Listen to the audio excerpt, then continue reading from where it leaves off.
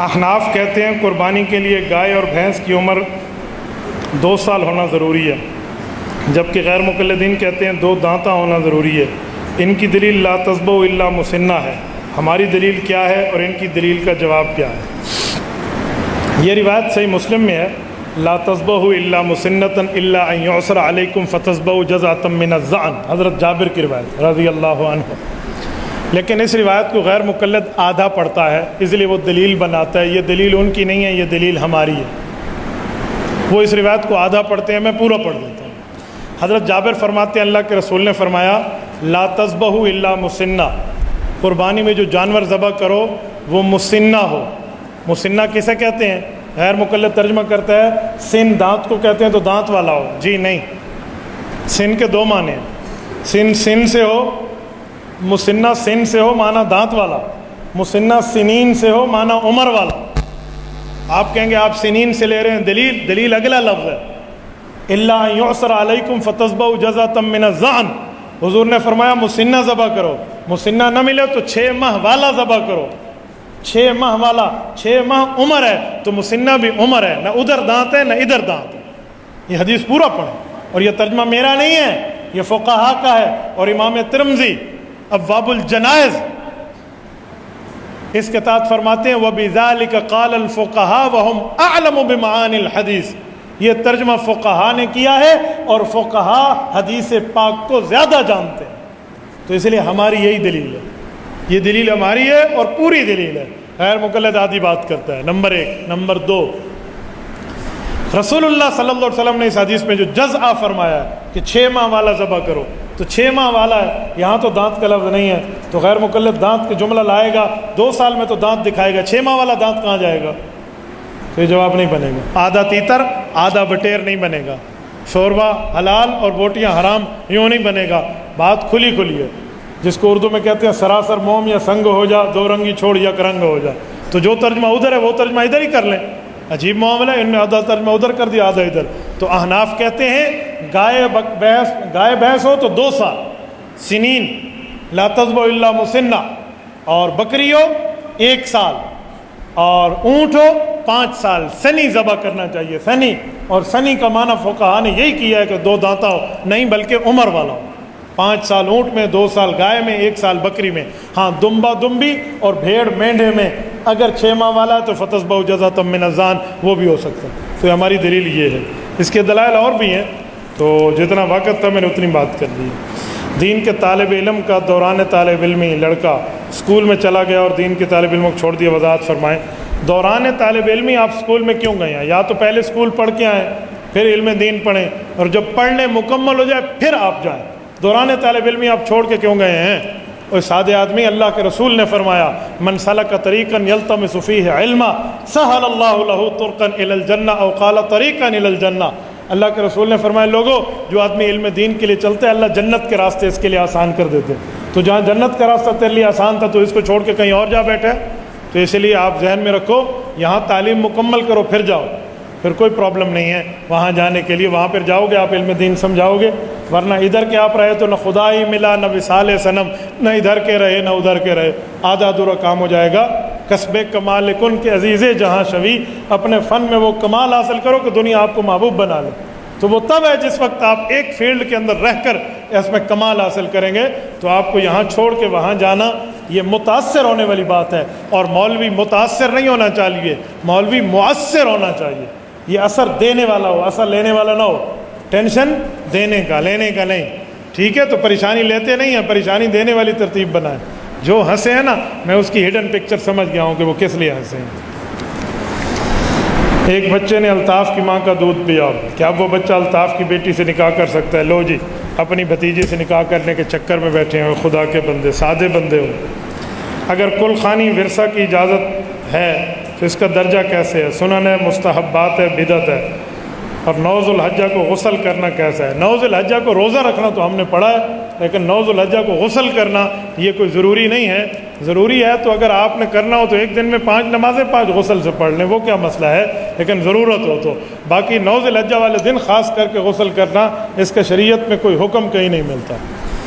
اور جہاں تک یہ رہا کل خوانی، میرے دوستو کل خوانی جو ہے نا، نہ اللہ نے حکم دیا ہے، نہ رسول اللہ نے حکم دیا ہے، نہ صحابہ نے کیا ہے، نہ تابعین نے کیا ہے، نہ ائمہ نے اس کو حکم دیا۔ یہ لوگوں کی رسم چلی ہوئی ہے۔ مولانا مورخ اسلام علامہ ضیاء الرحمن فاروقی شہید رحمہ اللہ فرماتے تھے کہ ہندو مرنے کے بعد رسم پھول خوانی کرتے تھے۔ پھول خوانی کا معنی اوپر پھول ڈالتے تھے، تو مسلمانوں نے اس وقت ان کو جواب دینے کے لیے کل خوانی کر لیا کہ تم پھول خوانی کرو، ہم کل خوانی کریں گے۔ یہ مولانا فاروقی شہید رحمہ اللہ فرماتے تھے۔ تو کہتے ہیں اس لیے جواب تو ان کا تھا، تو اب تو ہندو ختم ہو گئے، اب کس کو جواب دے رہے ہو؟ تو یہ جو کل خوانی والی ترتیبیں ہیں، ان حضرات سے پوچھے کہ کیا اللہ کے رسول نے حکم کیا ہے؟ اور جب ہم یہ کہتے ہیں تو یہ ہمیں کہتے ہیں ہاں تم ختم بخاری کرتے ہو، ختم مشکات کرتے ہو، ختم القرآن کے جلسے کرتے ہو، اللہ رسول نے حکم کیا ہے؟ میں کہتا ہوں چاچے تو چبل بٹا چبل ہے، دماغ تیرا خراب ہے، کچھ سمجھ۔ ہم جو ختم بخاری کرتے ہیں کیا کہتے ہیں؟ فرض ہے، واجب ہے، ضروری ہے، جو کرے نیکی ہے، نہ کرے گناہ گار ہے۔ ہم کہتے ہیں بھئی یہ تو ایک مدرسے کی وہ ہے، ایک مدرسے کی انتظامی جلسہ ہے، ایک ترتیب ہے، آپ کرو تو بھی ٹھیک ہے، نہ کرو تو بھی ٹھیک ہے۔ جو کل خوانی ہے نا، اس کو تو تم فرض واجب کہتے ہو کہ انہیں اپنے مردے بخشوانے کی ضرورت نہیں ہے، اس پہ بھی تم کہہ دو کہ ہم ذاتی طور پہ کرتے ہیں، جو کرے ٹھیک ہے، نہ کرے ٹھیک ہے۔ میں کہوں گا چلو پھر کوئی گنجائش ہے۔ ادھر تو آپ نے ڈنڈا اٹھایا ہوا ہے کہ ہر صورت کریں، اور ختم بخاری والا معاملہ اور یہ معاملہ اس سے جدا ہے۔ نبی پاک صلی اللہ علیہ وسلم نے فرمایا اس شخص کو جانتا ہوں جو سب سے پہلے جنت میں جائے گا، پھر اس کو بھی جانتا ہوں جو جہنم میں سب سے آخر نکلے گا۔ حدیث میں وحی کا ذکر نہیں ہے، اس سے حضور پاک کا علم غیب ثابت ہوتا ہے۔ سبحان اللہ تو بھینا تو سچرو تے میں کھینا، یہ علم غیب ہے۔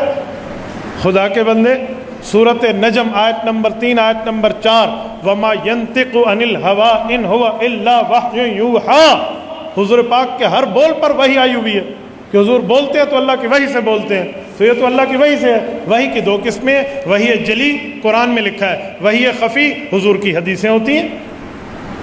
تو یہ کوئی بات ہے کہ حضور پاک بغیر وحی کے بھی بولیں گے؟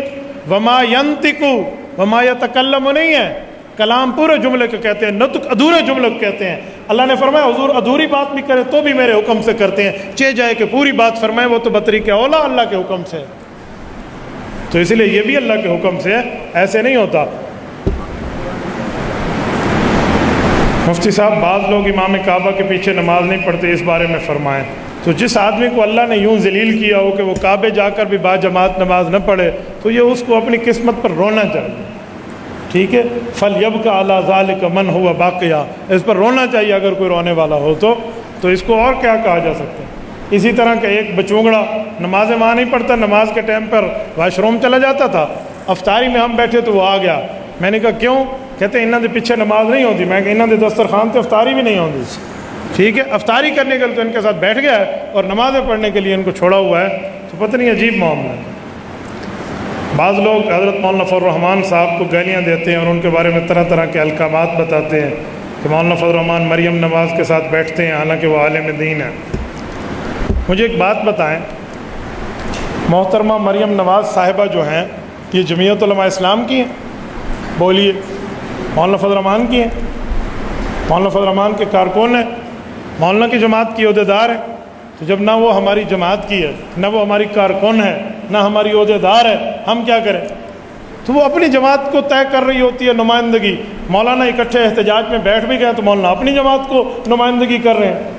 اگر آپ کہتے ہیں کسی عورت جلسے میں آ کر بیٹھ گئی ہے اپنی جماعت کی نمائندگی پہ غلط ہے، تو اس جماعت کو کہو کہ اپنی نمائندگی بدل دیں۔ اس کا تعلق مولانا فضل الرحمان سے تو نہیں ہے۔ مجھے ایک بات بتائیں، راستے میں جا رہی ہو گاڑی اور گاڑی خراب ہو جائے تو سارے مل کے دھکا لگائیں گے یا نہیں لگائیں گے؟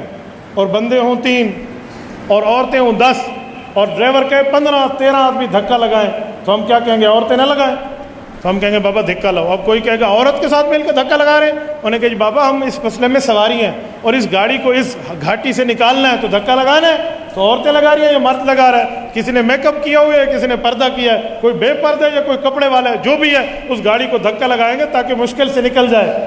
ملک پاکستان کی معیشت کی گاڑی کو عمران خان نے ڈبو دیا ہے، اب اس معیشت کی گاڑی کو دھکا لگانا ہے، کوئی مسلم لیگ والا کا لگائے گا، کوئی پی ٹی آئی والا لگائے گا، کوئی پیپل پارٹی والا لگائے گا، کوئی جمعیت والا۔ اب آپ مجھے کہتے ہیں اس کو پردہ کرا اور اس کو یہ کرا، کوئی سادے بندے آپ نادرا جاتے ہیں شناختی کارڈ بنوانے، وہاں عورتیں بیٹھی ہوتی ہیں جو آپ کی تصویریں بناتی ہیں، آپ کہتے ہیں میں شناختی کارڈ نہیں بنواتا، عورت بیٹھی ہے۔ آپ جہاز میں جاتے ہیں حج کے لیے، عورتیں آپ کو وہاں پر جوس پیش کر رہی ہوتی ہیں، پھر آپ کہیں میں اس جہاز میں نہیں بیٹھتا، عورتیں بیٹھی ہوتی ہیں، وہاں تو آپ کو نظر نہیں آتا، آپ کو صرف مولانا فضل الرحمان چبھتا ہے۔ جی ہاں، گھر کو روٹی شناختی کارڈ دکھائے بغیر نہیں ملتی، وہی فیس بک دے ہوتے مولوی صاحب تے علیحدہ بیٹھے، جس کو شناختی کارڈ کے بغیر گھر میں روٹی نہیں ملتی مولانا پہ وہ بولتا ہے۔ تو بابا مولانا اپنی جماعت کے، اس دن میرے پاس کچھ آئے یہ اس طرح سیاسی یوتھی بھی دو قسم کے، کوئی مذہبی یوتھی ہے، کوئی سیاسی یوتھی ہے۔ وہ سیاسی یوتھی آئے مجھے کہتے ہیں مریم نواز کے ساتھ مولوی صاحب بیٹھے، پردے کا حکم نہیں کرتا۔ میں نے کہا مجھے یہ بتائیں شیریں مزاری کس جماعت میں ہے؟ مجھے پی ٹی آئی میں۔ زرتاج گل کس جماعت میں ہے؟ پی ٹی آئی میں۔ میں نے کہا عائشہ گل علی کس جماعت میں تھی؟ جی پی ٹی آئی میں۔ اس طرح 3 4 5 عورتوں کو میں نے نام لیا۔ جی ہاں، میں نے کہا کبھی عمران خان کو کہا ہے کہ تو پردہ کر؟ کہتے نہیں۔ میں نے کہا کیوں، عمران خان مرد نہیں ہے، ہجڑا ہے، اس پر پردے کے احکام لاگو نہیں ہوتے؟ پردہ آپ کو صرف مولانا فضل الرحمان کے لیے نظر آتا ہے؟ عجیب انسانیت ہے۔ کبھی اس سے مطالبہ کیا آپ نے؟ ساری دنیا میں کہہ رہی ہے حیا کرو، سبھی ہی مجھ سے کہتے ہیں کہ رکھنی چاہیے نگاہ اپنی، کوئی ان سے نہیں کہتا نہ نکلو یوں آیا ہو کر، ان کی لتھی چڑی کا کوئی اعتبار نہیں ہے، سارے علماء کو کہتے ہیں بھئی یار مولوی صاحب یہ کرے تو پھر بتائے نا۔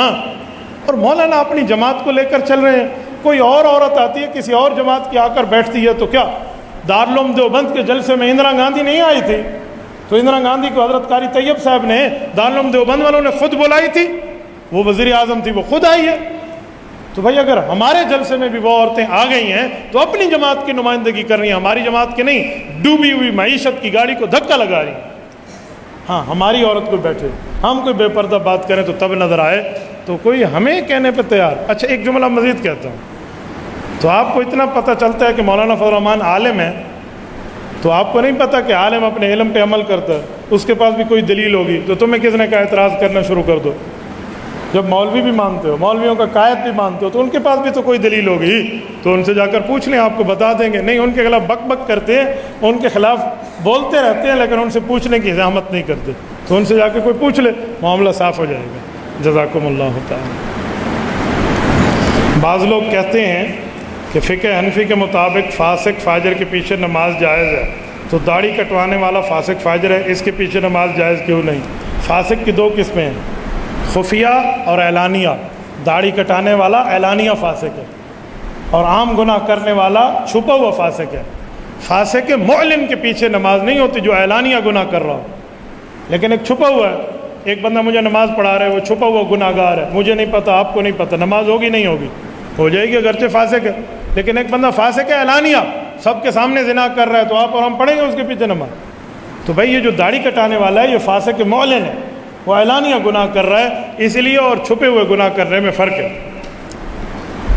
اجماع کا منکر کافر ہے، تو 20 رکعت تراویح اور طلاق ثلاثہ پر اجماع ہے، تو غیر مقلد کو آپ کافر کیوں نہیں کہتے؟ بابا میں تو نہیں کہتا، کیونکہ ہمیں پتہ ہے کہ اجماع کی 4 قسمیں ہیں، اور اس میں سے کس قسم کا منکر کافر ہے اور کس کا منکر فاسق ہے، اس کا فرق ہے۔ الاجماع علی 4 اقسام، آپ نور الانوار اٹھا لیں ملا جیون کی، کہ جو وہ ہے اجماع کئی قسم پہ ہے۔ فالاقوى اجماع الصحابۃ رضی اللہ عنہم نصا بان یقول کل واحد منہم اجمعنا علی کذا فیکون کالآیۃ والخبر المتواتر حتی یکفر جاہدہ کاجماع علی خلافت ابی بکر۔ یہ صفحہ 222 اٹھا لیں بحث الاجماع نور الانوار کی، تو وہ کہتے ہیں اجماع کی پہلی قسم کا منکر کافر ہے جو اجماع نصی ہے۔ اجماع نصی کا معنی ایک صحابی جملہ بول دے اور سب کہہ دیں یوں ہے، اجمعنا علی کذا، سب نص کے طور پہ بول لے تو حتی یکفر جاہدو، اس کا منکر کافر ہے، جیسے ابو بکر کی خلافت اولا کا انکاری۔ اس نے مثال دی ہے۔ باقی جو اجماع کی قسمیں، اجماع سکوتی ہے، اجماع نص ہے وہ سکوت باقی یین ہے، یہ اجماع تواتری ہے، اس کے منکر کافر نہیں ہے، تو اس کے منکر فاسق ہے۔ غیر مقلد جو 20 رکعت تراویح پہ اجماع ہے، یہ اجماع نصی نہیں ہے، اجماع نصی سکوت باقی یین ہے، اسی لیے کفر سے بچے ہوئے ہیں۔ آپ ہر بندے کو کفر کی مشین کے چڑھانے کے چکر میں ہیں، ہر بندہ کافر نہیں بنتا۔ اگر ہر بندے کو یوں کافر بنائیں تو پھر ظفر علی خان رحمہ اللہ کا شعر مجھے یاد آ جاتا ہے کہ بریلی کے فتووں کا سستا ہے بھاؤ، ملتے ہیں کوڑی کے اب 3 خدا نے یہ کہہ کر انہیں ڈھیل دی، وہ عمری لہم ان قیدی متین۔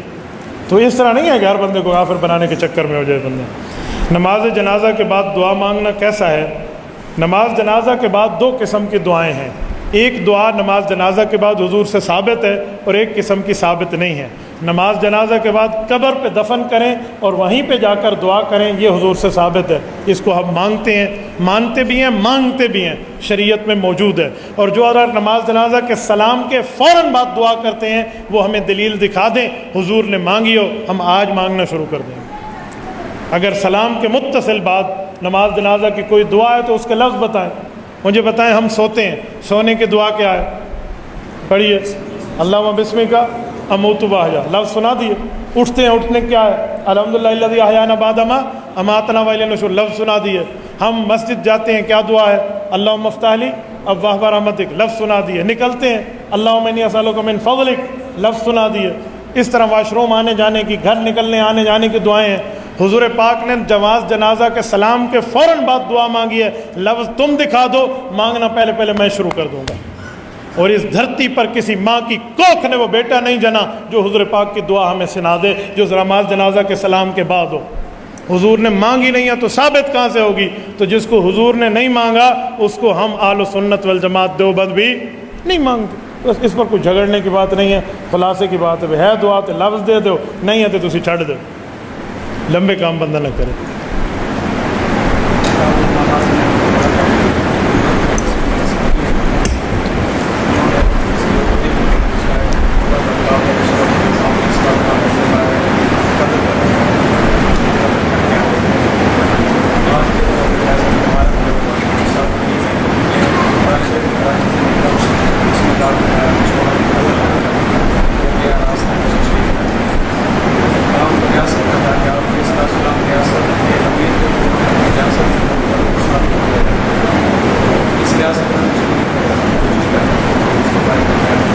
آپ نے سوال کا جواب دے دیا کہ حضور پاک علیہ السلام بطور ریاست بیٹھے تھے تو حضور نے اجازت دے دی. اب ریاست نے نہیں دی تو ریاست گناہ گار ہوگی، آپ کی اور میری ذمہ داری تو نہیں. سوال کا جواب تو ہو گیا. حضور خود ریاست تھے، حضور نے اس کو جائز قرار دیا تو ہو گیا. جب آپ علیہ الصلوۃ والسلام بیٹھے تھے تو حضور نے فرما دی. ہماری ریاست نے نہیں کیا تو یہ گناہ گار ہے. اس کا گناہ آپ کے اور میرے سر نہیں آئے گا.